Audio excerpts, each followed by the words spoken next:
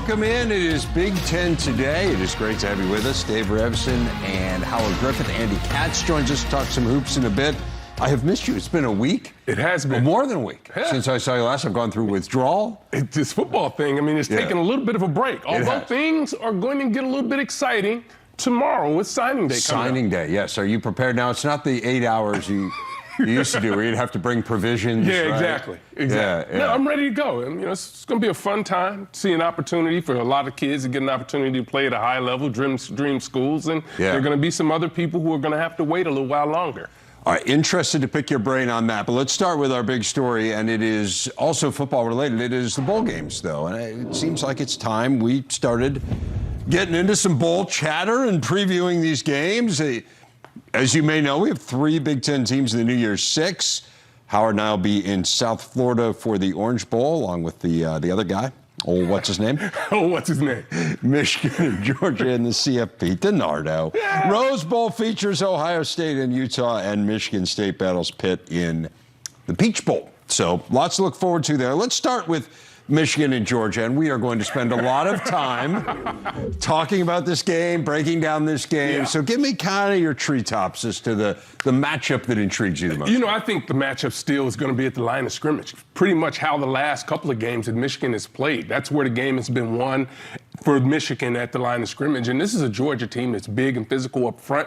But what we learned about them throughout the course of the year is that they don't like to run sideline to sideline. And I think one of the advantages that this Michigan team will have, at least initially, will their ability to run some of those wide plays, to get those defensive linemen running laterally, to try to wear them out a little bit and control the line of scrimmage. How much did you read into what happened to Georgia's defense against Alabama? Is this just kind of Nick Saban knows Kirby Smart really well, and Nick Saban has really good players, oh, by the way, and it was just kind of a function of those two things coming together? Or did we see some vulnerabilities that maybe we weren't aware of in Georgia before? How many national titles does Nick have? He's won a lot. A lot. This of them, would like be, 6, I believe, 7, his 7th at pretty close. He's Alabama, were he to win it this year, right? And then he's won other places as well. So, to me, he's been in these situations before. He understands what it takes to get his team motivated for that. Kirby Smart has not been in as many of those types of situations. So I think it's a combination of both, really the team just letting down and really, Nick Saban and Bill O'Brien on the offense, as offensive coordinator, being able to press all the right buttons to get players to play at a very high level. And this has always been in a talented Alabama team. Not as talented, or I guess, as we were accustomed to. Right. So we watched this Alabama team, and really, we nitpick about Ohio State a lot. Yeah. Imagine what people were doing and what everybody was doing about Alabama. But I think that's just a function of the success that they've been able to have. And, big games. That's what Nick Saban prepares his team for. So you still believe in this story? You don't think that, they were exposed or anything like that? Listen, I saw games during the year, and I mentioned this and I'll keep mentioning it, that Tennessee game. And they blew Tennessee out. But what I noticed was that there were situations where the defense was turning people loose. So we saw that, right, in this Alabama game. So they asked their secondary to really do a lot. When you talk about matching up and what coverages that they're running, there's a lot of things that those players have to do, whether you're the corner or the safety, that are interchangeable depending upon formation that they asked them to do.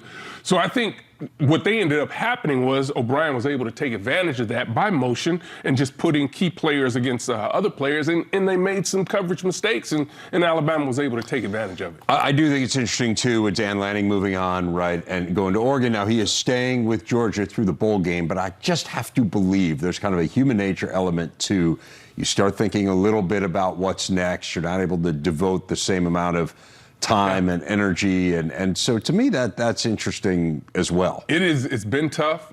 Kirby Smart has been through that.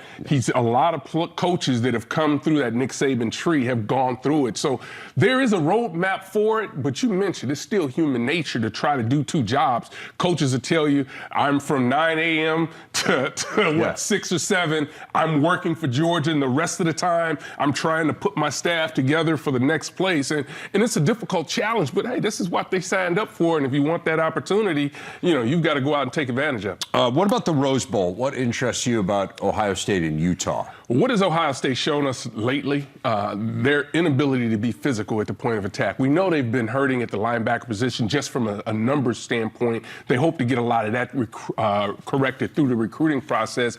But this is a team that the last time they were out weren't very physical. And this is a Utah team that's going to be tough at the point of attack. And they're going to put up some points and want to put up points. But this is still a very explosive Ohio State team that's going to be very motivated in this game. It's not going to be one of those situations where they're going to be playing in a game that they don't want to be in. Yeah, they want to be in the playoffs and playing in bowl games, but this game really is the start for next season, in my opinion, when you think about this Ohio State football. I think that's the way you have to frame it. Yeah. If you're Ryan Day, right? That you have to say to your guys, hey, this is a building block. And it's terrible. And look, this is the unintended consequence of the college football playoff. This is kind of the Rose Bowl is such an incredibly special game. And you and I talk about it as football fans who grew up in the Midwest and what the Rose Bowl symbolized to us every year.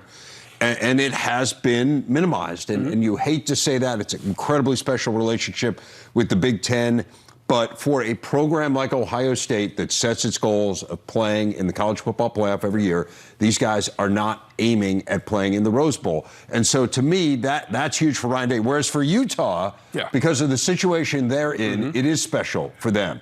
They have aimed at being in the Rose Bowl. And so I do think there are different motivations, but I think Ryan Day is smart enough and good enough that he can spin it in the way you're talking about. And he also has the ability to, Urban went there as well, right? He had to go play in the Rose Bowl. And one of the things his challenges were doing that was they're similar. I need to build this up. I need to let our players know just how special the Rose Bowl is. And for a Big Ten team to go out there and represent the Midwest or the Big Ten Conference in that game is going to be important. But again, it's about the way they finished the last time they were on the field, which I think is the building block for what this team needs to do to take care of business. Right, a little bit of redemption and kind of send the message that, hey, they may have beaten us in that one game. Right. We're still going to be a force to be reckoned with next year. Michigan State and Pitt, a fascinating game to me. I mean, the Pat Narduzzi element is really interesting. Pitt's a dynamic team now. Of course, they have lost their offensive coordinator, Mark Whipple, heading to Nebraska. And so this offense, which was third in the nation in scoring, and it's hard to wrap your mind around it when you think about what a defensive coach Pat Narduzzi is. But Whipple did an unbelievable job. And so now here we are with this matchup, a Michigan State team that is not great in the secondary against a Pittsburgh team that a Heisman finalist who can throw it all over the place. What do you make of this matchup? Biletnikoff, finalist on the outside. This is going to be a tough matchup, right? I think there's so many things when you look at this particular game that are going to be interesting. You talk about the two head coaches. Both of them want to be physical at the point of attack, really play this game on the defensive side, but it's really their offenses that have allowed them to have the success that they've been able to have this year. But this is going to be a challenge, once again, for Michigan State. And you mentioned it, the secondary, it's going to be a problem. I understand that the offensive coordinator has moved on, but still, this is still a dynamic offense, and they're going to have their challenges there. So, again, it's an opportunity for this Michigan State team on the defensive side of the football to be able to take another step and to prove that they're better than they've shown in the past. Challenging, what happens with Walker? How healthy is he? Does he play in this game for Michigan State? Is something else that we have to continue to keep an eye on. Yeah, I do feel like it's been fairly quiet on the opt-outs. Jeff Brom was usually kind of wide open with his information. You know, he said Karlaftis and Bell are not going to play, and we'll get to Purdue in a little bit. But we haven't heard a ton of details about who's in and who's out, and that is fascinating. Something to keep an eye on. And again, the Michigan State team, that when you think about what Pitt is good at, they are a good defensive team. They are a great offense, and particularly throwing the ball. In Michigan State, 5 straight games, giving up 300 or more passing yards. So an issue, no doubt. Let me throw this at you. But it's interesting. You mentioned Pat Narduzzi being a defensive-minded coach, but having this great offense. But isn't that the way college football has gone for many people? We talk about Nick Saban, defensive-minded coach. Offense has really blown things up.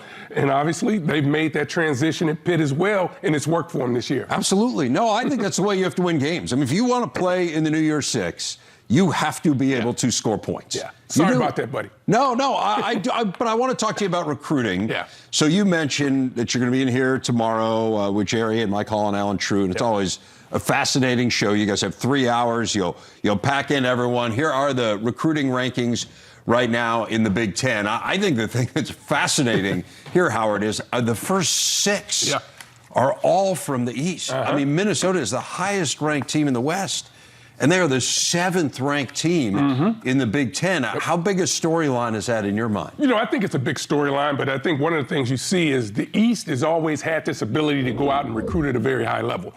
One of the things that's happened over in the West is they're not taking as many players at this particular point.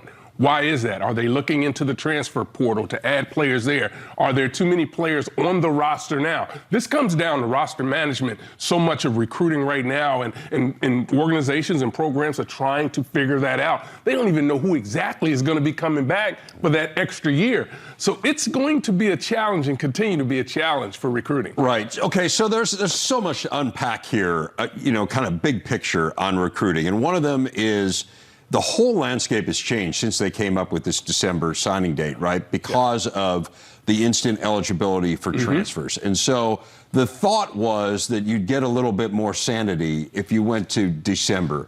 Is December working? I mean, to me, this should be like August, where you have the early signing day. And then kids, if you know where you want to go, then you don't have to worry about it for your senior year. But I know there's resistance from the coaches to getting it done that early, because then your summer completely disappears. Oh, their summer. The $5 million club is king. No, I hear you, but I'm just saying like that. No, I hear you. I'm not playing a violin for them. No, I know you're not. I know you're not. But I'm just saying, like, there's so many moving parts here. So, like, is this working? And then we had Andy Staples on yesterday, and Andy's telling us there are 35% fewer quarterbacks who are going to sign with FBS schools in this early signing period than 4 years ago. 35% fewer. And then you hear, quarterback's a unique position. But then you hear it's about 20%, 25% fewer players overall because of the portal, because teams are signing fewer players. I mean, is this whole thing working, Howard? Depends on who you are, right? If you're Ohio State, you're Penn State, they're continuing to sign their players that they want to. Michigan is back on a roll as well. Michigan State is doing what they need to do. But there are some situations where there are developmental programs that want to go out and find those diamonds in the rough. And it makes their job a little bit easier because they have to evaluate those guys and find those players a lot earlier. And that's been a challenge because of COVID, because they haven't necessarily had these huge mega camps where they've been able to go watch players work out. But one of the things that happened and may have slipped through the cracks, didn't get a lot of play this year, was that teams were allowed to bring players in and do personal workouts with them. And that really, I think, benefited a lot of teams. But I also believe that a lot of teams are going to go look into the portal. Teams that are right there at the bottom and want to be able to take that next jump. Look at Indiana. What a job that they've been able to do in the portal. They already have 6 transfers committed to them right now. So that's a program that's going to continue to use it. And everyone sees what Michigan State did last year with the portal and kind of how do you replicate that. And to your point, Indiana had a very disappointing year. Their recruiting is good, and it seems like they're going to be able to hang on to those players who they had committed. But the other element of that is the portal. And when you say it depends who you are, I think it depends who you are as a program, whether you're Ohio State, where, hey, the system's going to work for us no matter what. But it also depends who you are as a player, right? And from a player's point of view, for those who are already in the system, who are already playing, of course, that flexibility of being able to go from school to school is wonderful. And I think we've said for years that players ought to be able to do that. And so that flexibility is great. But this is still a zero-sum game. There are 130 schools. There are 85 scholarships. That number isn't going to change. Not going to change at all. And so if those scholarships are not going to be allocated there's a kid moving up from FCS, or there's a kid transferring, or now we've got kids who are staying on for extra COVID years, right? And we thought of the COVID year last year as affecting kind of one class, but it really didn't. It affected everyone who was in school last year. So this is going to be 4 years now where you're going to have kids where you can come to them and say, hey, remember back in 2020? Well, you still have that year in 2025. Right. Do you want to use it? And it's changed. I think for the masses, it's changed the way you recruit young people because you would get upset if a young person didn't choose you from the very beginning. Now, all of a sudden, you may have an opportunity at that player a year, 2 years from now. So you need to keep that relationship. Where that's interesting, though, is the great recruiting programs and the great recruiters, they never got upset with players, even going back 10, 12 years ago. because it's really about building that relationship with the player, building that relationship with the family. And players look at it, well, I never know when I may be coached by him again, whether I'm fortunate enough to play in the National Football League or I need to make a change of direction or change of scenery from school. So the recruiting process has changed. I think, to me, one of the two programs who this has had a huge opportunity for is Michigan State and Rutgers, because I believe both of those teams have great recruiting staffs, have great recruiting back offices. They just weren't able to have those players on campus during COVID. Now that they've been able to have players on campus, we're seeing what they've been able to do as far as recruiting is concerned this year, and it's showing up when you look at the rankings. So I know those are two teams that have really impressed you. Give us a sense of the storylines that you'll be following tomorrow. You know, I'm interested to know where Nebraska is going to go, because if you look at it, right, they've had some guys that have gone into the portal, but they haven't had the commits that normally had. And we don't know exactly why the commits are so low. Even there at Wisconsin, they're also low. Maryland, they're low. But you can surmise that maybe it's a transfer portal. Maybe they're waiting to that second signing day to reevaluate where they are and maybe give them a better idea on who's coming back and who's leaving. These are just interesting things, and to me, it's just continuing to follow that storyline. But the great players, the 5 stars, the high 4s, you know where they're going. They're going to sign tomorrow. Yeah, it's really interesting. It's totally changed, right? I mean, it has changed so dramatically in the last 2 years. Yeah. Really. One thing that hasn't changed is we have it covered. Again, Howard here with Jerry, and recruiting expert Alan True is here as well. Mike Hall. 3 hours of analysis. They'll break down every Big Ten class. Comes your way at 2 p.m. Eastern Time. More from Howard in a bit, but Andy Katz is next. He had a front row seat in Brooklyn to watch both Purdue and Maryland. We'll get his takeaways on the weekend that was in Big Ten hoops. It's next on Big Ten Today. Back on Big Ten Today, some notable hoops from the weekend. Purdue rallied from 13 down to top NC State by 10 in overtime. Trevion Williams, 22 points, 12 boards, 9 assists. That game was in Brooklyn, as was the one next to it. Maryland's win over a ranked Florida team. First victory for Danny Manning as their interim coach. And Ohio State all over Wisconsin on Saturday. E.J. Liddell had 28. He has been phenomenal. I want to talk through some of those teams. Andy Katz is here. You were in Brooklyn. You had, as I said, a front row seat to see Purdue play and to see Maryland play. I mean, Purdue just sleepwalked through those first 30 minutes. It just felt like they were not dialed in at all, and then were able to turn it on and get the win. What did you make of kind of the performance, the effort, for lack of a better word, and just what you saw from the Boilers? Poor. And they were really fortunate to get out of there with a win in overtime, which they earned. A couple things. First of all, I talked to Matt Painter in the hallway right before. Very concerned about the athleticism of NC State. There's an NC State team that was playing without its best big man, shot blocker, Manny Bates. He had 147 blocks in 2 seasons. He's not coming back. And so you would think they would have that advantage inside. And yet right off the bat, they're down, I think, like 8-0. I mean, NC State came and popped them. And Purdue took forever to get going. And even at the beginning of the second half, where you felt like, okay, Purdue's within striking distance here, they're going to be fine. Again, NC State came out. They were the aggressor. They had the fight. There were multiple times, because I was sitting right by the Purdue bench, where Matt Painter was imploring his guys, come on, fight. You know, don't give up layups. And I mean, I was going behind the huddles, and he was so frustrated with the lack of an effort. And then this light switch switched on from 2 players, really, from Trevion Williams and Sasha Stefanovic, who late in the game said, you know what, I'm going to have to do something. I'm going to make a shot. I'm going to go to the rim and convert. And then it started to steamroll. Crowd got into it, and they took over in overtime. But it is a major red flag right now with the way they start and their overall effort, and the way they also, we talked about it right here, handling pressure. That's going to be a big deal for them, because it happened against Rutgers, Iowa. They were able to win that Iowa game, lose Rutgers, and they were in trouble against NC State. No, and I agree 100%. And I think at the beginning of the year, as we kind of assessed them, I mean, even as recently as 7 days ago, and said, well, this is a team with no obvious weakness. I do think point guard is, I don't want to say it's a weakness, but it's not a great strength to this team right now. So I do think there's a little bit of a void there. But I think the thing that just struck me as so strange in watching that game, on Sunday, and I kind of alluded to it a moment ago, and you've talked about it, and what Matt was saying is that it was about kind of want to. And when you think about Purdue, want to is usually the last thing that they lack. It is, the whole program is premised on kind of blue collar and playing hard, and defense lives here, and all those kinds of things that have defined Purdue's program. And you wonder a little bit, with all the praise that's being heaped on them, and they were the #1 team in the country for the first time ever, whether somehow all of that stuff made them kind of think subliminally, we can just roll out the balls and here we go. So I'm going to throw one other thing out at you. That, look, Matt Painter, obviously a phenomenal coach. I think he's a future Hall of Famer. He knows it better than I do, of course. But one thing that I thought was glaring in this game was there's now, I think, a clear difference, between Travion Williams and Zach Edey. Like, I guess in the summer, this is why Zach Edey was starting. He was playing better, obviously. He had a better international season. Travion Williams didn't play.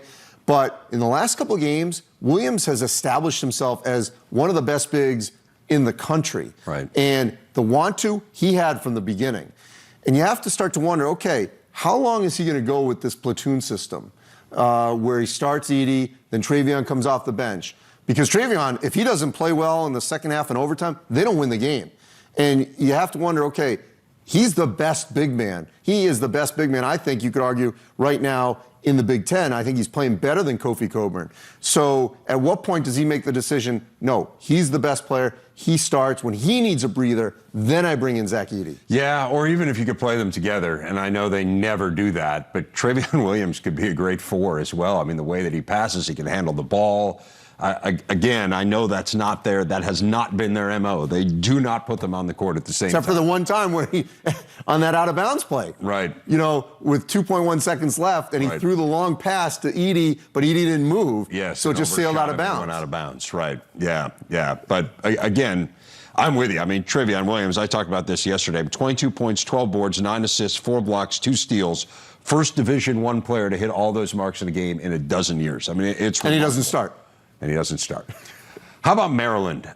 They really needed that win. And to beat a Florida team that I know had lost a game earlier in the week against Texas Southern, but still, it's a top 20 team. It is a good team. It's a team that beat Ohio State earlier in this year. What does that mean to Maryland to pull that out and get the win? Monumental for everyone involved in the program. First off, you talk about the want to. They had it from the opening tip. They wanted that game. They played with much more of a purpose than we saw the previous Sunday against Northwestern. Eric Ayala had 19. Fats Russell had 19. They'll go as far as those two guys go. If they play well like that and that aggressive, and there are going to be mistakes, there's going to be turnovers because they're going to play so aggressive, that's okay. But they had the effort, the energy, the intensity to win that basketball game. They did. They made the right plays at the end. Danny Manning, incredibly emotional. It was just a very emotional week for everyone. And I don't think we can dismiss them as a possible tournament team and a team that can cause problems in this Big Ten. It is only mid-December. They've got a hole they got to climb out of, but they certainly have the ability and the talent to cause some problems and make a postseason run. This sport is about guard play. Yes. I firmly believe that. That's not to say, and this league has been a little bit of an anomaly because in the last couple of years, you were just going through some of them. We've had incredible big men. But for the bulk of the country, the story is about guards. And man, their guards played really well in that game. And, you talked about Ayala, and he's sometimes up and down. They brought in Fats Russell to solidify the backcourt, and he had a really good game. And all of a sudden, if those guys can get going and play somewhat like that the rest of the way, then you do think this is a team that at the beginning of the year people thought was an NCAA tournament quality team and still could be. And I will add one other thing in talking to Maryland people that were on site. This coaching search, it's going to be very intriguing because it is wide open. There is literally no consensus candidate. There's no natural candidate. I wouldn't dismiss Danny Manning because you never do with the interim. I think the most famous case is a former colleague of ours, and Steve Lavin, where he was not expected to get the UCLA job as the interim. Yeah. They had a great run, and he got it.